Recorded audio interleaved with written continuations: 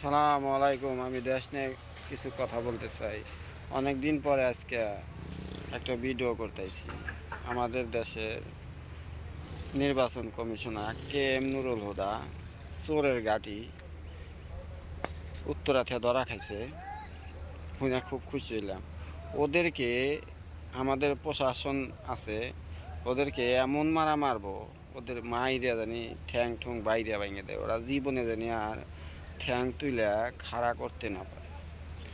14 নির্বাচন করছে, 18 নির্বাচন করছে। ও কইছে যে 18 নির্বাচন করছে, বলছে যে খুব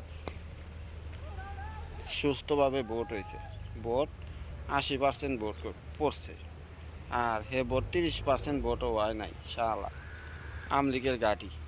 ওকে আমাদের পুলিশ প্রশাসন বাইরে আছে, ডিবি আছে, তারা জানি ও রিমান্ডে নেয়। আমি আবেদন করি যে 20 দিনের রিমান্ড আমি চাই। হলো চোর, অধিকাংশ একটা চোর। ও যে নির্বাচন কমিশনার পদ কিভাবে পাইলো, এটাই তো আমি ভাবি নাই, ভাইবা বুঝি না। আমি দল করি বিএনপি, চিরদিন যতদিন বেঁচে থাকবো ততদিনই বিএনপি করবো ইনশাআল্লাহ। আমার নেতা তারেক রহমান, বেগম খালেদা জিয়া, তিনবারের প্রধানমন্ত্রী, আপসের নেত্রী বেগম খালেদা জিয়া। আসসালামু আলাইকুম।